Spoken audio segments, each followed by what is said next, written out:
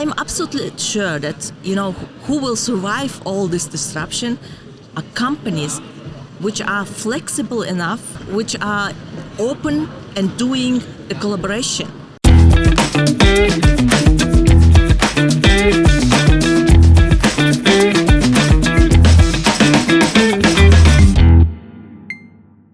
Hello and welcome everyone to a brand new episode of the Auto Tech Show. My name is Mark Babin, your host. Thank you so much for joining me on this episode. It's going to be a fantastic one. It's great that you've clicked onto it. Now today we're going to be talking all about disruptive innovation and how it affects and how it ought to affect the automotive sector. With new trending technologies in the industry continuing to evolve and change the future evolution of solutions, this is a topic that's going to impact the industry and one that you're going to really get a lot out of today. Now, to help me tackle this topic, I'm very excited to welcome the guest for this episode, Anudar Hanibal, the Managing Director at Carve8, a division of 1886 Ventures that is working to discover, validate, and develop sustainable and digital industry innovation powered by next technologies. That's a mouthful. Anudar, thank you so much for being here today. I really appreciate you sharing your insights and really looking forward to a topic that I know you're passionate about with disruptive innovation, so thank you. Okay, thank you, Mark, for inviting me, and I'm also excited to be here. And I'm working already for over 25 years in automotive industry, and most of the time I was working for one of the biggest premium car manufacturers, Mercedes-Benz. And so I've seen a lot of innovation and also development in the automotive industry. And I must say, 2001, my first project was introducing optical archive at Mercedes-Benz Bank. Wow, oh, that's so cool. And it was like a revolution, You just take from the people their beloved paper customer files, and then we would just scan them, and there was a digital file. And it was kind of revolution at that time. But if you compare right now, what is happening right now in the automotive industry, this is nothing, right? Absolutely. It's continuing faster and faster each year. Yes, this is really very exciting, but also very difficult, phase in the development of automotive industry we are facing right now. Yeah, I'm sure you've seen a lot in your time, and that's exactly where I'd love to start the conversation today. Tons of disruptive innovation in the automotive industry over the past couple decades. What's most notable for you? Which ones really stand out to you? Actually, Mercedes-Benz in 2016, they introduced their own future strategy. It was called CASE. Okay. And CASE was standing for Connected, Autonomous is A, S is Shared, and E, Electric. Okay. And this is pretty much, for me, the summary of what is happening right now. What kind of disruption and what kind of trends are, that the automotive industry is facing right now. Mm-hmm. So with all of these innovations, then, how do you see them affect the industry? What's the immediate reaction to the industry, and then is it an immediate change? Is it progressive? How do you see that these disruptive innovations affect the overall industry? So if you compare this different, disruptive innovations, right, that the most recent one is, of course, electric. Yes. Yeah. So you have now the whole industry is changing towards EV cars. They are more and more present, right? The infrastructure, but also the complete change of supply chain. It affects not only the big manufacturers, but all the suppliers along the supply chain. So this is really a big change right now. Yeah, the other ones, of course, the sharing economy. Customers are driving us, right? So customers are saying, no, we are not interested, to own the cars. I would like to just use the cars, but having all the advantages of the ownership. Yep. And this is why the car sharing is coming, or even car subscription. This is, our business at Carve8. So this is not only just trend, this is the development which is there. right? Yeah. The autonomous part of all this, let's say, development is not coming so quick. Not as fast as It's we not thought. so fast like the others, because I think it's not that easy. Yeah? There are not only the technical part of this autonomous driving, but also many legal, and also all this even ethical, It's much more topics. complicated. It's much more complicated. So it will take some time until we have it really on the streets. Do you find a geographical difference in how disruptive innovation is reacted to based on where it is in the world? If it's in Asia, Europe, North America? It depends, of course, on which kind of disruptive innovation, right? What I have seen when we started 2017 with this idea of car subscription and then started the pilots, I was surprised because I was traveling 2019 more or less around the world and realized that even I was in China, I was in let's say in Japan, I was in South Africa, Russia, and at that time, right, and in Western Europe, and US. The customers are ready. Yeah. And there is no the big difference. Of course, there may be some specifics, regional specifics, but customers are ready. I think with the EV, it's different, right? So with electric cars, because you need the infrastructure. Yeah. And I think in some developing countries or emerging markets, it will take some more time than in the US or in Western Europe, right? Yeah, we've seen the US market obviously adapt to the EV really fast with charging stations everywhere. Yeah. But now it's actually the sustaining of those stations. So they've built them, but now they're coming to the end of their life cycle. And so they weren't almost prepared for that side of the disrupt. They just forced it out, not really thinking long term. But I guess we see that geographically as well. Yes, that's true. Yeah. So I think we look at technology companies. Of course, they play a major role in disruptive innovation. They can lead innovation, of course, and how the markets adapt because technology is going to be everything. It's how everything runs. What do you think are the unique opportunities that technology companies have in driving this forward? Like, what makes them different and enforcing change? In all these trends we discussed, all disruptive innovations, the most important part is the digitalization, right? Great point. So everything goes via internet, or it has to be, let's say, connected and so on. And therefore, of course, this kind of, software companies and innovative, let's say, digital companies are playing a huge role, right? Because the traditional players on the automotive market, they are not software companies. No. They don't, unfortunately, understand how software company works, and of course they don't have this really know-how and the people really to do it the way, let's say, all digital companies are doing, right? Yeah, different mindset. Absolutely. But this is essential for them because customers are online. Even during the COVID time, it was even difficult because all the showrooms were closed. Yeah. But customers were there and they were searching over internet. And if you are not, let's say, there to meet your customers, also digital or online, then you lose business. Yeah, forced adaptation. So therefore, of course, the role is huge. Yeah. Events like this that we see, big brands and startups and technology and software come together, I think it stresses the importance of things like this because you're right, the large companies aren't going to have the resources to focus on the software. They need to rely on collaborations and partnerships to do that. Is that more important now than ever before with how quickly things are changing?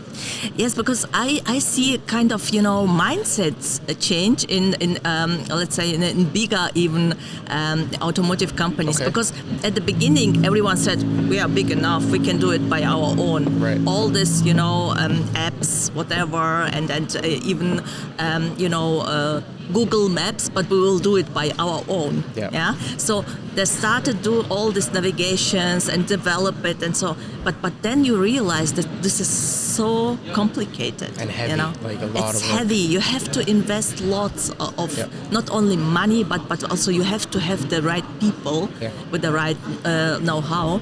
And now you see this change of mindset, because I'm absolutely sure that, who will survive all this disruption are companies which are flexible enough and, let's say, which are open and doing the collaboration. Because you don't have to invent everything by your own. That's a great Nobody today in this world has this much of, let's say, capacities or resources to do everything by their own. Yeah, and therefore I think collaboration is a key. And even I heard recently that Mercedes is now doing the collaboration with Google Maps. So that's a good step forward. I think that's big for big companies. It's a big change for them. Yes, because they're used to driving everything. Absolutely. But now you have to really decide what is your core competence, where is your core business, and then of course everything else. Just to write a document, you don't have to, let's say, program a Microsoft Word kind of program. So by your own, you just use what's there. What's there. And I think it's important for the companies to accept that there are solutions that they can work with. Yes. They don't have to reinvent everything. And this is why we are at Carve 8 absolutely convinced that we have a platform for doing, enabling you to do car subscription. So you don't have to build it yourself. So you don't have to build yourself. Makes sense. So it's white label solution, just plug in and off you go. And that's how it should be, because you've spent the time and the resources and taken your experience into building that. Yes. So I think there's a lot of other companies that do all different kinds of stuff for them. For the big companies, is it a big cultural change to think this way then? Because it's not just one guy. It has to be at the core of the company to accept this. Yes. And this is absolutely this change of mind.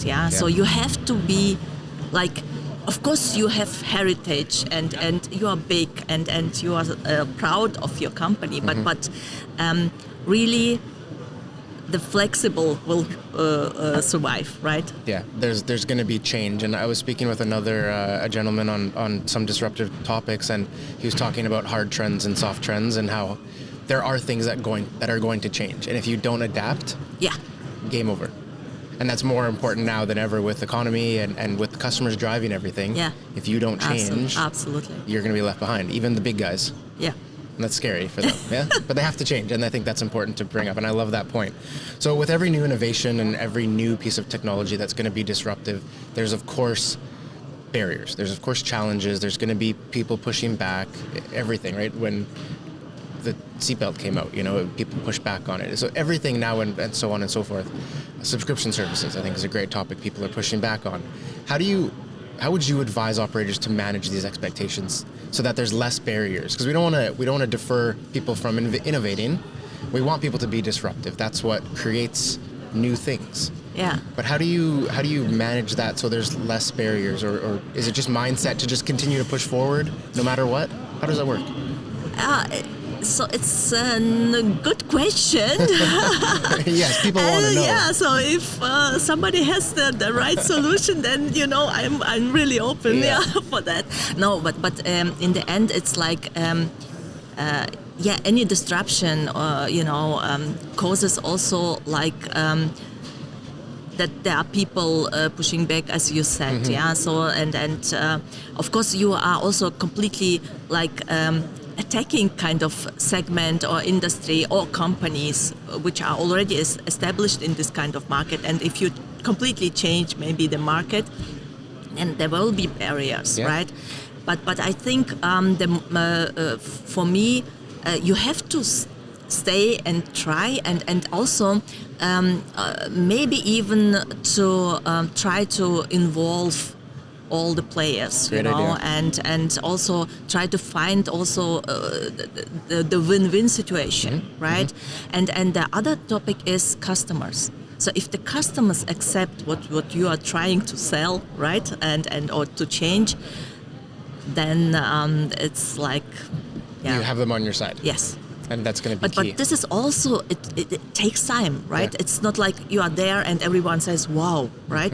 So it's kind of also education. And because, of course, some innovations are coming that customers are saying, oh, I have this struggle, I would like to have it this way, yeah? But nobody said, I need an iPhone, right? Of course not. So, Yeah. But we or learned that we I had need to a have car. it. Right? Yeah. They said, oh, maybe a quicker, lighter carriage, and maybe more horses or whatever, Yeah, right? yeah. So it's difficult if you do really disruptive innovation, right? So then, but it takes time, and you have to really find the customers and educate them and really sell the idea, right?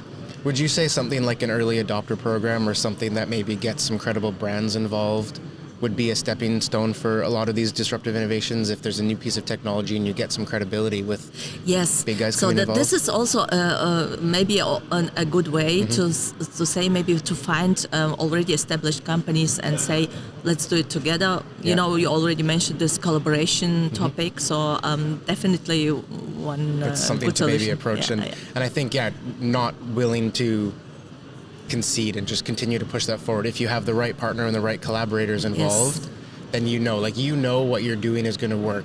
And you may have to convince a large organization that it's going to work, but you've taken your resources and experience, and they can trust that.